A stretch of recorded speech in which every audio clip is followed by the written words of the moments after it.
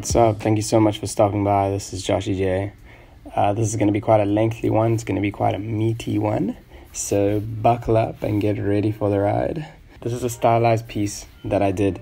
I bought it off a Gumroad of one of my favorite artists, and it was really fun because I really started digging in hard into some Blender, some 3D modeling, like you can see what's going on here.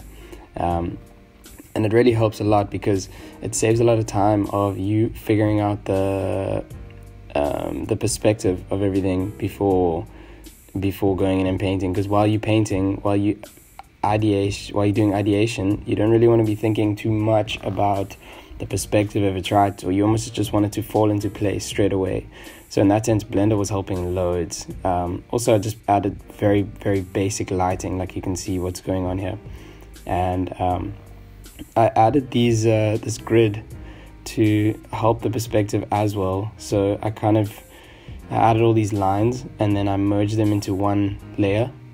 And then I flip that on and off every now and again when I need to be drawing something on the wall that still looks like it's in perspective.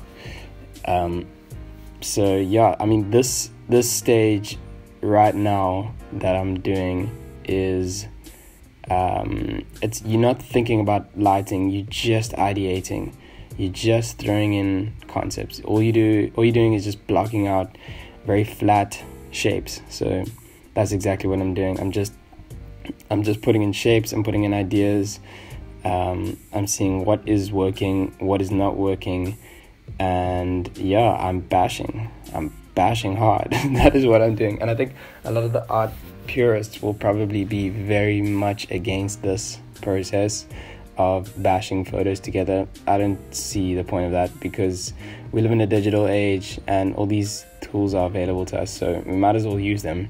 And yeah, I just bashed that floor in. What you want to do is you want to define your style so that you can use photos wherever, whenever, in whatever case, and you can build them to make them yours. So it's not photo bashing in the sense that I don't know how to draw that, I'm just gonna bash it in. It's photo bashing. No, it's photo bashing in the sense that this is gonna save me a lot of time, and I'm gonna make it look super stylized. I'm gonna make it look exactly how I want it to look. And this comes from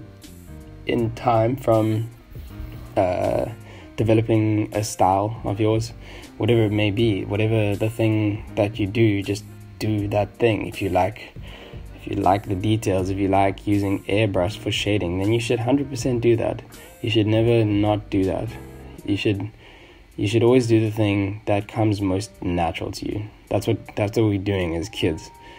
If you want to check out goals and legacy, check out my other video. It was 2 videos ago.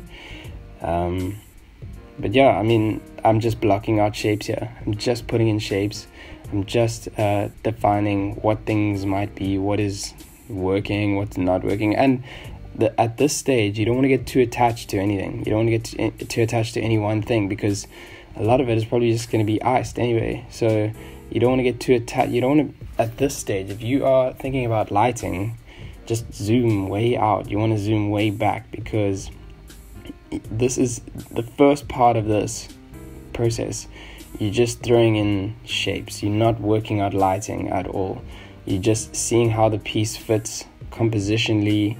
You're seeing if there is a good balance between medium, large, and small shapes.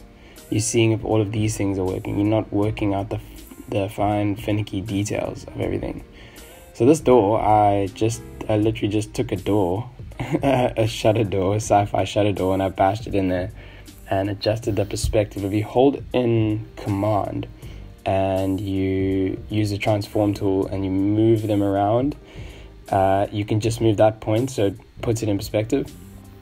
So yeah, I mean, I used this door, but in a sense, I just made it mine. I stylized it, and I kind of knew what I wanted out of it, so I just used it as a guide. It's almost like a sketch. I think a lot of artists do that. They call it sketching with photos. So you use photos almost as your sketch. So you're just bashing photos together to be like, oh, this would be cool here.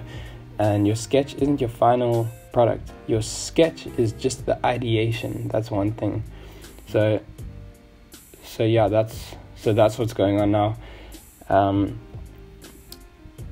Again, yeah, I'm also just trying to work out where the lighting might be, and this foreground image, the foreground on the floor, it's looking a bit empty. So you'll see when I zoom out, the foreground is looking a bit empty. So I was working out what I needed to add there, and that's what this stage is for. That's what's good about this stage, is that you're still working out where stuff is gonna be. So if I want to put a staircase in there, I can just put a staircase in there, and if I put it in and it doesn't work, then I can just ice it, I can take it out. So you'll see I have loads of layers going on there, because it doesn't actually matter how many layers you got or how you got there, whatever. What matters in concept art is is the final product.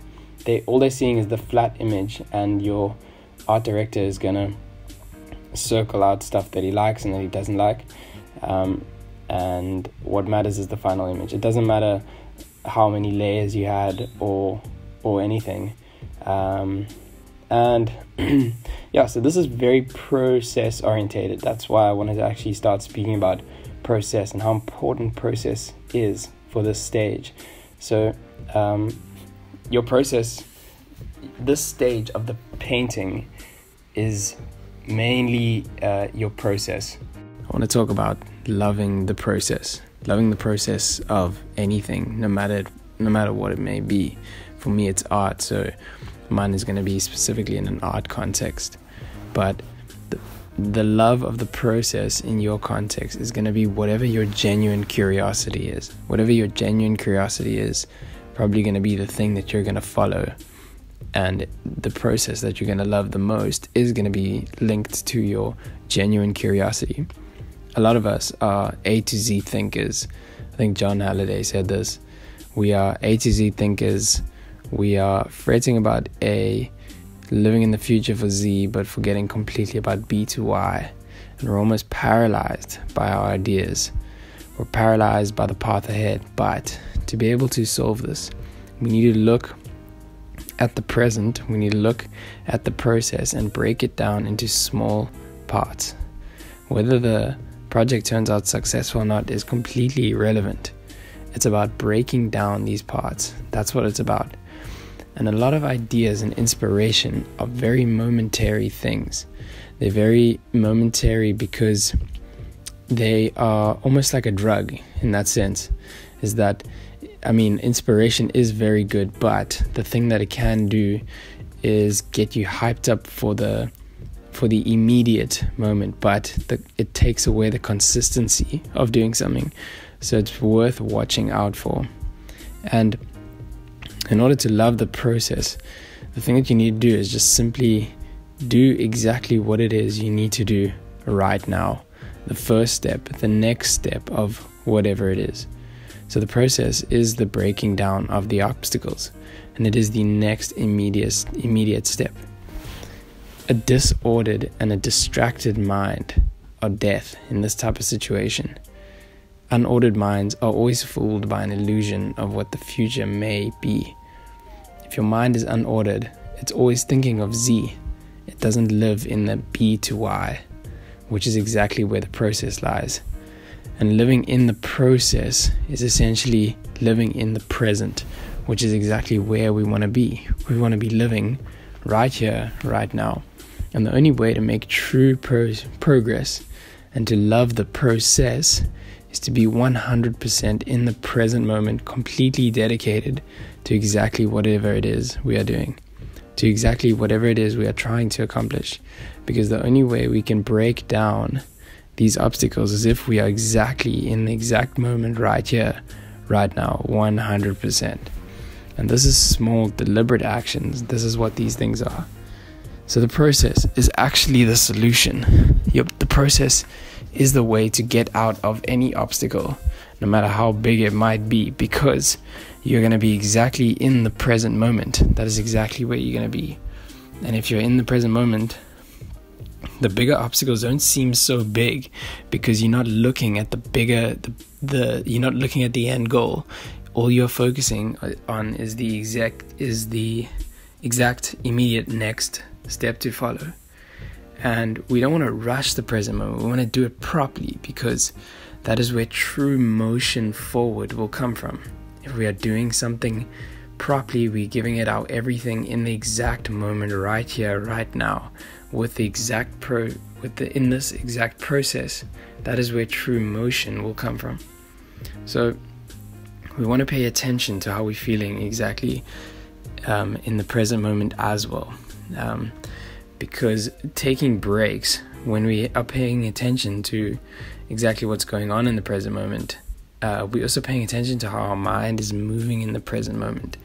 And if we're thinking of our mind like a muscle, we're closer to lions or cheetahs in our biological development, in the sense that we sprint and then we rest, and then we get feedback, and then we sprint again. So if I can compare it to the way our mind works, is that we want to use our mind like a muscle. We don't want to be burning it out the whole day. And the way we burn our mind out at its most, and the way we waste a lot of energy, is by living in this illusion of the future and completely forgetting about the exact present moment.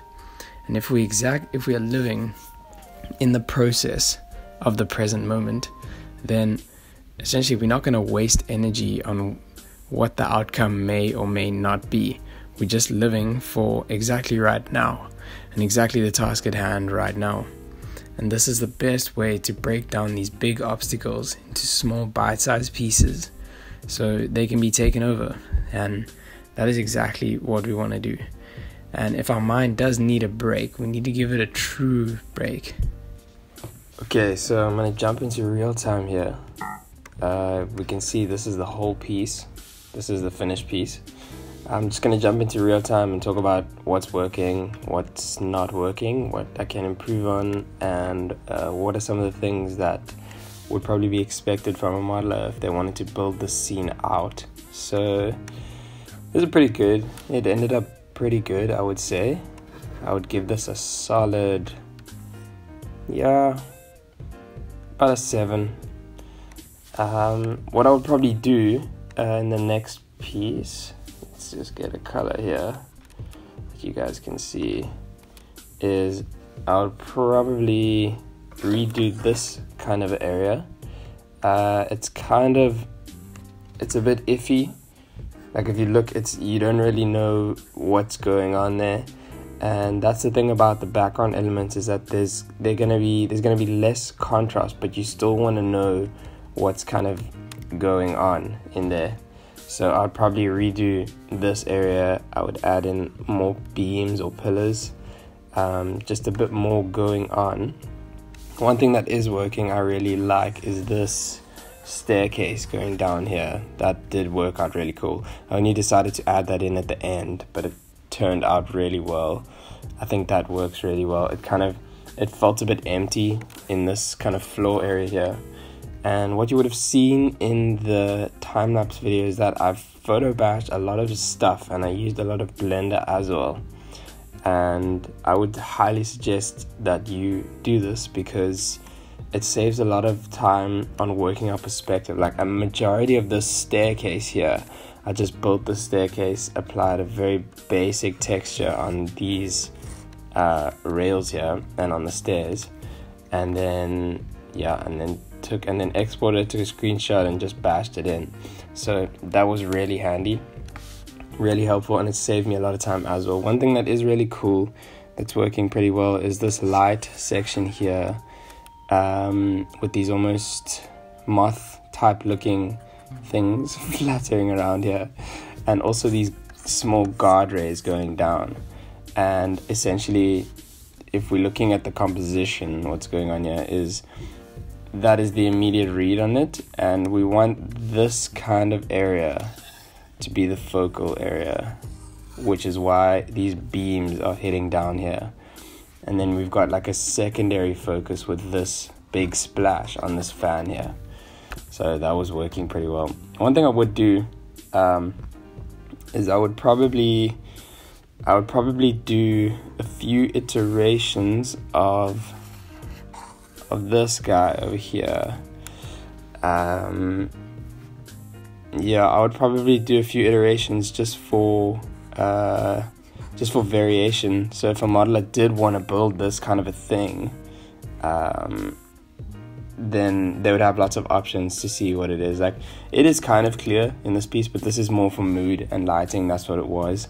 But I think I would just do different variations of this thing, explore it a bit more. It would be fun actually designing a whole bunch more of these shutter doors. So yeah, and I think these walls are working really well. This section here, it looks worn, and I think this might be my favorite section here, this zone C. It's looking really cool. It's looking like it's worn. You can check there's bullet holes kind of going on there. And yeah, I think I would probably add in more pipes and beams and things going on in this section here, or probably in that section there, just to fill it out. And I think the lighting might be a bit saturated. I did a few variations, but I think I would just go slightly less saturated. But all in all, it was successful, I would say. And yeah, I would probably do a whole bunch of call outs for this. I probably still will. And I would actually dig to do a character that might be in this environment, what the character might look like. So that's the coolest part, is when you're doing a cool lighting and a mood piece, you can almost be like, oh, what kind of character would fit in here? Like maybe this could be a game and they have to find a way to unlock these lasers to turn them off, and then they can go up there and go into the next level, like as if they've just come from here. So as a concept artist, you want to kind of be thinking about this kind of stuff. Dude, thank you so much for sticking by. Thank you so much for sticking all the way through. This was a very heavy one, very meaty one, and I hope you guys got loads from this. And if you did, please hit a sub and let me know what you'd like me to talk about in the future. It would be awesome to know from you guys. Thank you guys. I'll check you guys in the next one.